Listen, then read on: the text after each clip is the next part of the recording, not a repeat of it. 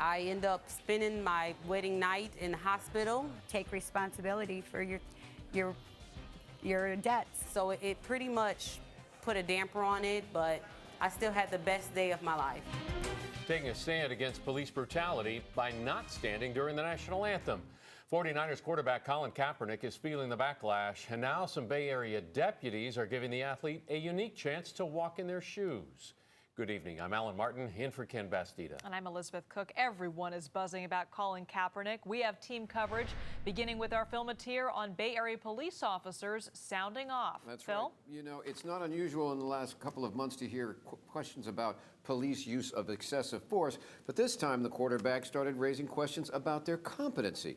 Let's take a look. You can become a cop in 6 months and don't have to have the same amount of training as a cosmetologist. That's insane.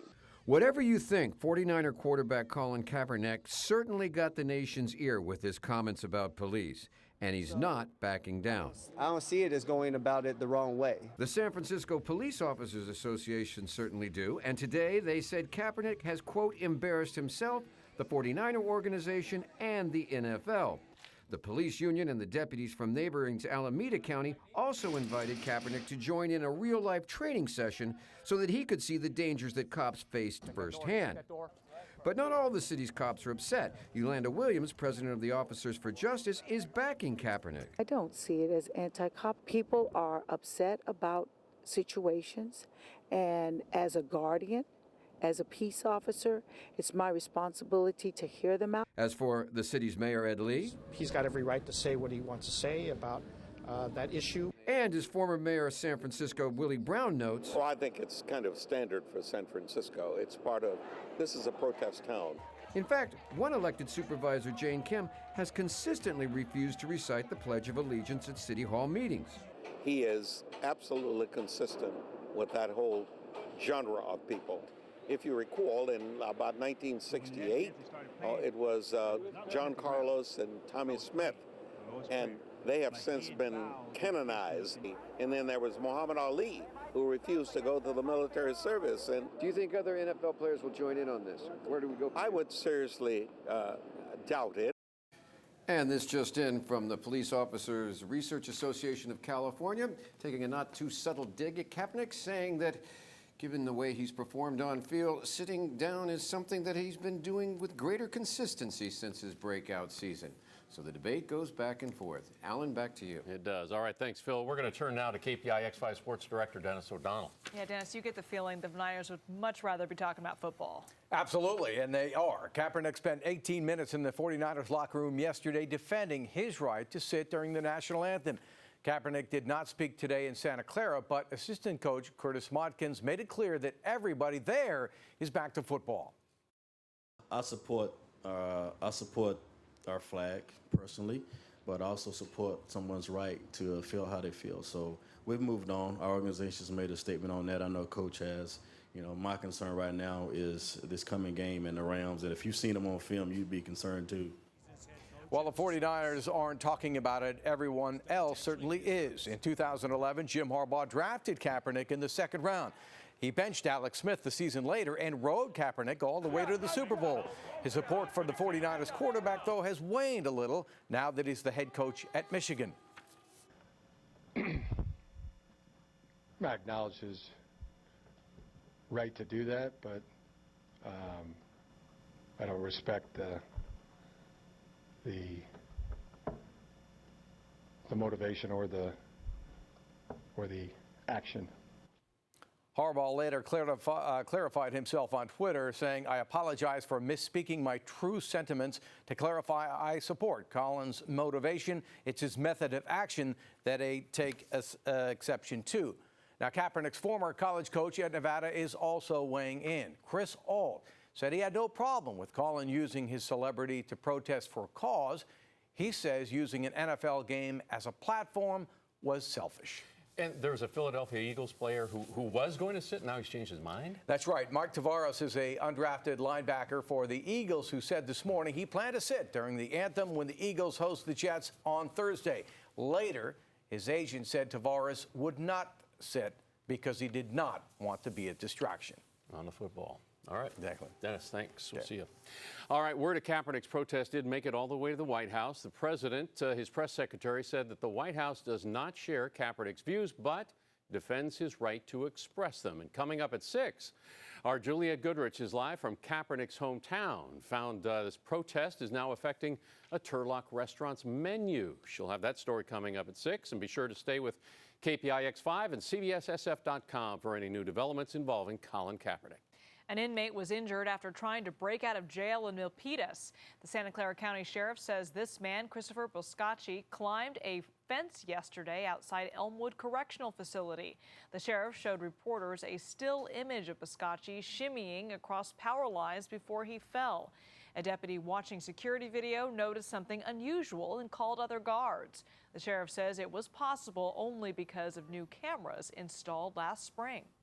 We've got lots of cameras, and they were able to see a small movement that wasn't normally there, enough that they brought it up on the larger camera and saw that it was a person.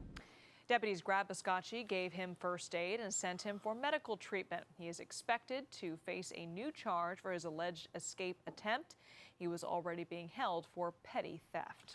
A couple is facing serious animal abuse charges in San Mateo after allegedly scalding their 2-year-old dog to death. Paul Suter and his girlfriend Shelby Luan told investigators they accidentally spilled a cup of boiling water into the dog's crate back in April. Suter was arrested in Bend, Oregon last week for the crime. Their dog, named Sprocket, died shortly after he was brought into a clinic. Investigators say the dog suffered third-degree burns on 40% of its body. A forensic expert says the injuries appeared to be intentional. Luan has been released on bail, but her boyfriend is still in custody. On to campaign 2016, and it's all about fundraising for the candidates. Donald Trump is expected to attend a fundraiser in Woodside tonight. Chopper 5 over a home with a party tent set up, but the campaign is not releasing any details on Trump's schedule. Rumors of a Trump fundraiser today in Napa did not pan out. After some media reports, authorities in Napa said they had no word about a Trump event. His campaign says it's been rescheduled. Hillary Clinton, meanwhile, capping off a 3-day fundraising spree in the Hamptons tonight. A new poll shows Clinton 7 points ahead of Trump. According to the Monmouth University poll, the Democratic nominee is leading Trump 46% to 39% among U.S. voters. However, her lead has decreased by 6 points from earlier this month. The spotlight today was on one of Clinton's top aides. Huma Abedin announced that she is leaving her husband, former Congressman Anthony Weiner, after yet another sexting scandal. Jamie Yukas reports. The sexting life of Anthony Weiner was front-page news in the New York Post. The tabloid claims to have text and photos the former New York congressman sent a woman who is not his wife last year. One photo is him aroused in his underwear with his toddler next to him. The toddler's mother is Huma Abedin, the top aide to Hillary Clinton. In a statement, she says, "After long and painful consideration and work on my marriage, I have made the decision to separate from my husband." Weiner has not commented and deleted his Twitter account. It's his third public sexting scandal. I am deeply ashamed of my terrible judgment and actions. After the first one, Weiner resigned from Congress. After the second, he abandoned his bid for New York City mayor. Abedin was pregnant at the time. I love him. I have forgiven him. I believe in him. Donald Trump waded in after the news broke. In a statement to the New York Times, Trump praised Abedin's choice to separate, but added, "Who knows what he learned and who he told. It's just another example of Hillary Clinton's bad judgment." Trump has tried to tie Abedin's marriage to Clinton's judgment before. It's a stretch, I think, to try to do that, but he's been trying to do that, and he'll continue to do that. How this will resonate with the average American remains to be seen. Abedin has known Clinton for at least 2 decades and has worked alongside her for more than 15 years. Jamie Yukas, CBS News, New York. Several news organizations that use Weiner for political commentary have cut ties with him. Today, Oakland's mayor talked about how she will go about finding a new police chief. Mayor Libby Schaaf appeared with community leaders at City Hall. She said everyone in Oakland can offer ideas about what they want in the next chief. Schaaf stressed the importance of listening to Oakland's youth. We have a very holistic vision of safety in this city, and that is why we need all Oaklanders to offer their perspectives. But we want to create some spaces where especially our youth have their voices lifted up. This all follows turmoil at the department earlier this summer. 3 different chiefs had to step down amid allegations that officers were involved with a sex worker. And San Francisco is still looking for its own permanent police chief. At least 25 people are in the running, and Wednesday is the deadline to apply. Acting Chief Tony Chaplin is one of the leading candidates. A candidate's ability to make reforms is expected to be a major factor. Morgan Hill police searching for 2 armed robbers. We have sketches of those suspects. 2 men wanted for a holdup at a money transfer business on Monterey Road near Dunn Avenue. Witnesses say they got into a red sedan, possibly a mid-2000 Toyota Camry that had dark tinted windows. Actor Gene Wilder, very funny man who starred in many memorable comedies, is dead at the age of 83. No, don't hit it. It doesn't help. It only increases my sense of danger. Like his breakthrough role in The Producers. Wilder often played panic characters caught up in crazy schemes. He teamed up with director Mel Brooks on several hits, including Young Frankenstein and Blazing Saddles. Wilder co-starred with Richard Pryor in Silver Streak. Wilder died yesterday from complications of Alzheimer's disease. It was a recovery day at LAX where hundreds of flights were canceled after a security scare last night. Police detained a man dressed as Zorro and waving a sword. You can see the officers here ordering him to get on the ground. There was also a false report of gunfire that sent people running out of 5 terminals. I was on the jet bridge and everybody was trampling down the runway when they heard the reports of the shooting. A similar incident emptied out a terminal at New York's JFK earlier this month. That panic may have been caused by people cheering and making noise while watching the Olympics. 2 pilots accused of being drunk on the job. Coming up, details on the pilot's arrest shortly before they were going to get behind the controls for a flight. Plus a warning about gift cards for services like massages, what you need to know so you don't waste your money. And one of the NBA's biggest stars calling a Bay Area woman a champion, how her business sense earned her national recognition.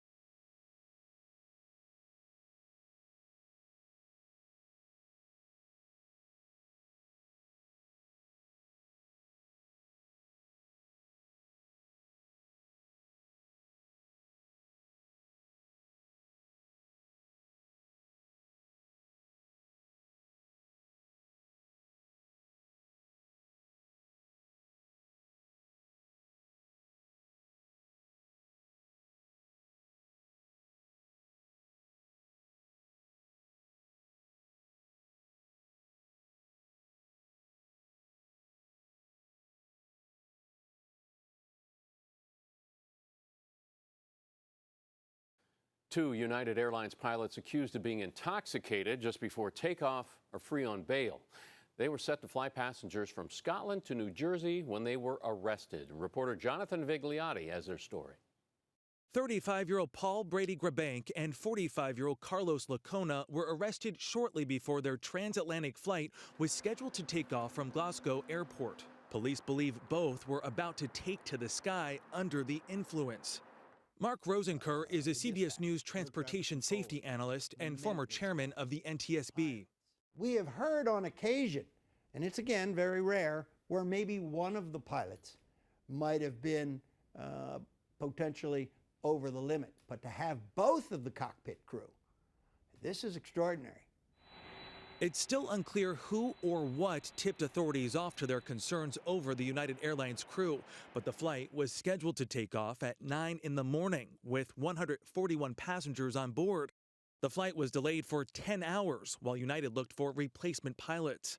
Police won't comment on what Grabank and Lacona were doing before their morning flight, but as Rosenker explains, the FAA rule, 8 hours from bottle to throttle, protects everyone from the dangers of alcohol at altitude.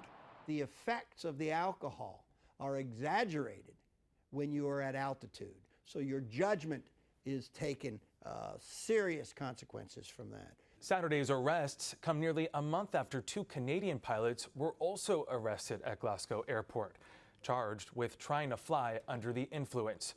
Jonathan Vigliotti, CBS News, London. United Airlines says the pilots have been relieved of their duties and the airline is conducting its own investigation. Today marks a somber anniversary in New Orleans. Members of the community came together to remember the devastation caused by Hurricane Katrina 11 years ago.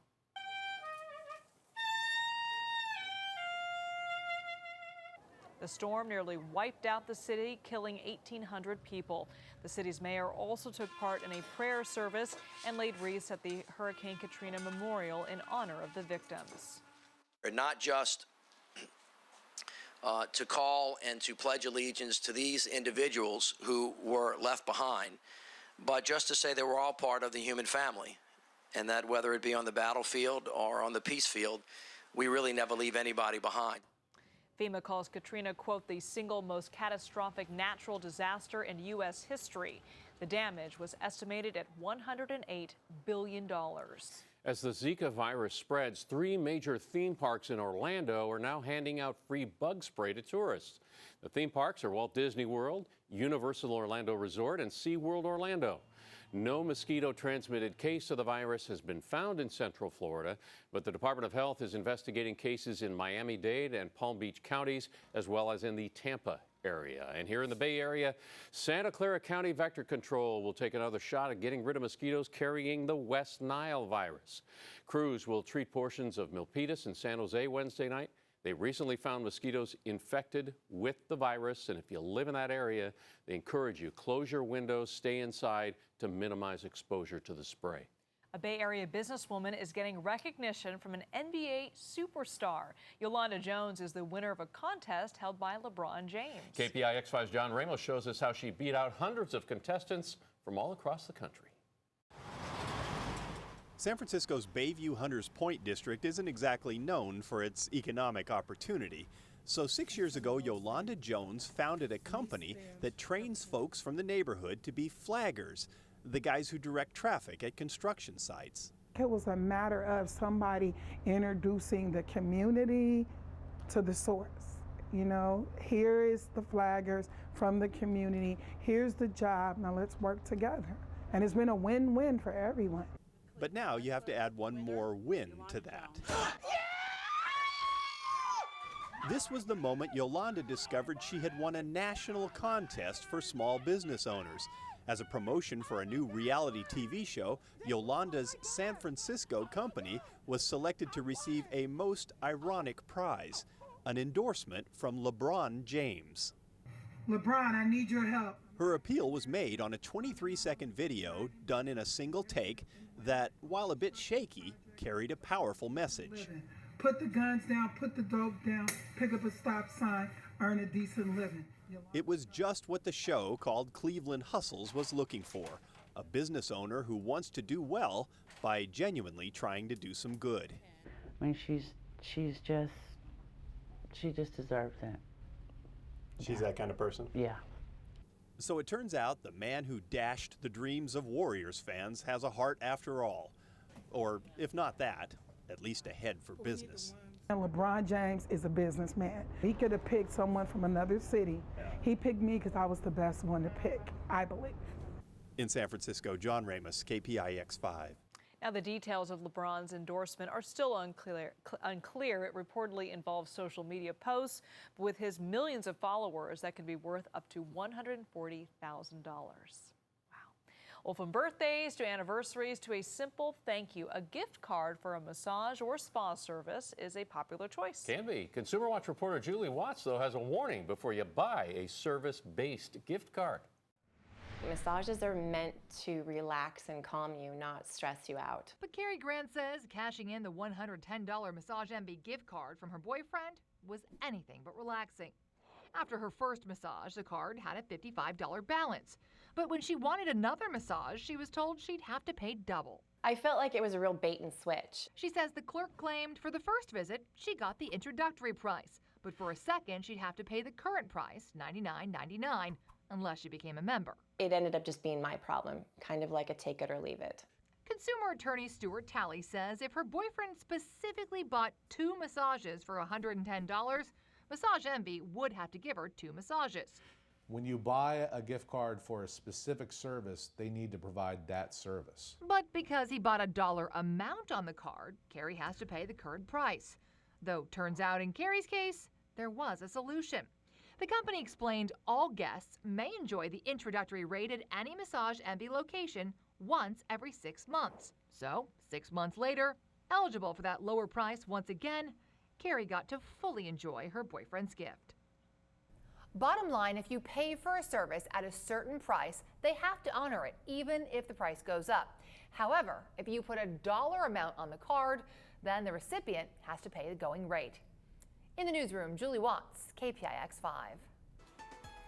The wind direction changed today, and everything changed for San Francisco. For the first time all month long, it's sunny outside, and it's actually kind of mild. 67 degrees here at beautiful Vista Point, looking back at San Francisco. We'll talk about whether this warm change will stick around. It's coming up in your forecast next. And coming up all new at 6 tonight, crosswalks disappearing in the South Bay? Only on 5, why some say it's becoming more difficult to be a pedestrian.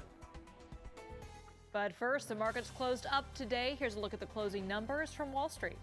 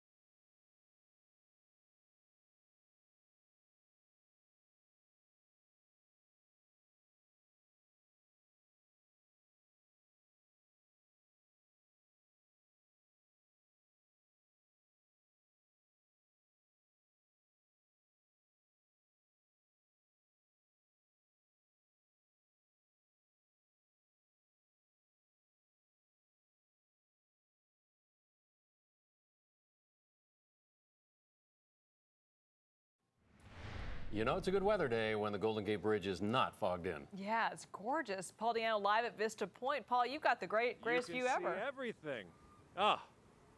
It is phenomenal out here. You can see everything, and here's the reason why. The wind is not coming from the west today. All it did was change a bit. It's coming from the due north, and around here, that means everything. We go from completely fogged in, which we have been every day so far this month, to this fantastic view. Look at the view from Vista Point. It's called that because of a day like this, but we don't get many days like this during the summertime. Usually you would see fog in just about every direction. Instead, today, we can see the entire city. We can see the Golden Gate. We can see Alcatraz. We can see Treasure Island, Yerba Buena Island, even Mount Diablo is peeking out today. Fog-free for the first time this month in the city of San Francisco for the entire city for the entire day. Current temperatures outside, 81 in Concord, 78 in Livermore, 74 in San Jose. Even though we are sunny in San Francisco, we're not going to hit 70. It's only 67 right now. Santa Rosa, 81, and Oakland checking in at 69 degrees. Showing you the radar, and there's a reason for that. You may have noticed some cloud cover up in the North Bay. We are not expecting rainfall, but there is a very tiny chance of some dry lightning north of the Golden Gate tonight, which would be a bad thing for new fire starts. We'll talk about why coming up in a second. First, overnight lows, mid-50s, Santa Rosa, Pacifica, Oakland 58, Concord 60, Vallejo 58 degrees. Here's a look at a very wide satellite view showing you two tropical systems. One is named Lester, the other one a very strong Category 3 hurricane. Her name is Madeline. Some of the tropical moisture from Madeline is being pulled across the Pacific Ocean, and we will end up in the North Bay overnight tonight. Now a closer view, you can see that cloud cover moving in from Madeline. There's enough unstable air there with that tropical moisture that we won't see rainfall, but at the upper levels of the atmosphere, there may be some convection or thunderstorms and that tiny chance of some dry lightning overnight tonight. So your weather headlines, more cloud cover rolling in tonight. It is breezy. It will stay breezy. That small chance, I'm only talking a 10% chance, but if it happens, it would have significant impacts for our fire danger. So a minimal chance of some lightning strikes in the North Bay overnight tonight. And then tomorrow we calm back down, a pretty seasonal day with temperatures very close to, if not a few degrees below average. Concord, your high for Tuesday, 86. Oakland, mild, 72 with afternoon sunshine. Santa Rosa, 86. San Jose, 82. Fremont, 75. And another day in the 60s for San Francisco, 67 degrees.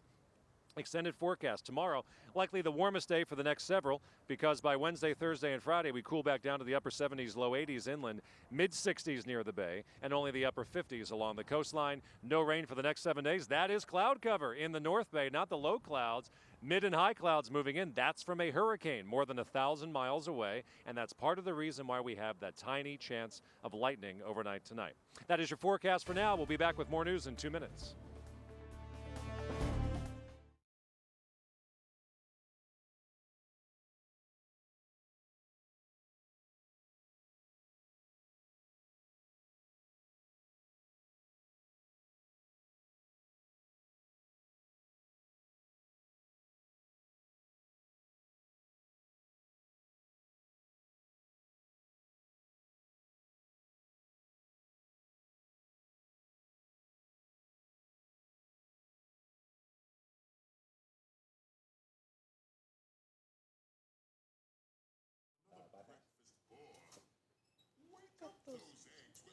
We can do it after.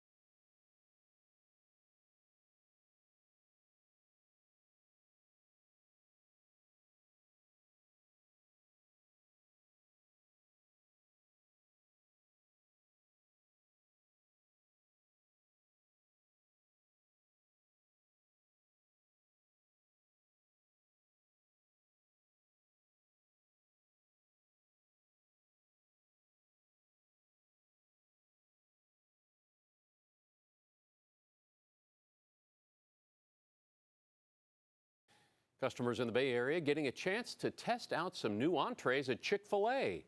There are 2 new dishes, including a harvest kale and grain bowl with quinoa, squash, and apples. The other entree is the egg white grill grain bowl. Chick-fil-A going to see what customers say about these new items before it decides whether to roll them out nationwide. Getting hungry. Well, even superstars like Taylor Swift get called for jury duty. Fellow jurors tweeted photos of the singer reporting for a jury duty at a court in Nashville today. Swift was one of the 30 potential jurors for the case, but she was dismissed. All right, that's it for us at 5. Nora O'Donnell in for Scott Pelley tonight. See you at 6. Have a good night.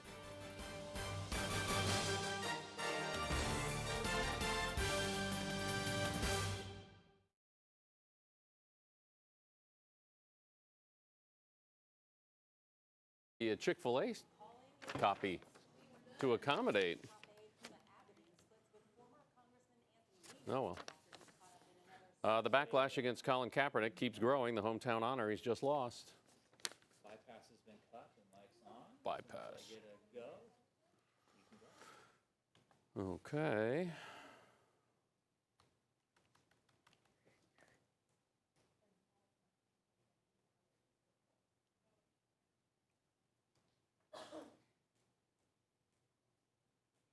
Okay, 3, 2. The backlash against Colin Kaepernick keeps growing. The hometown honor he's just lost. Next on KPIX 5.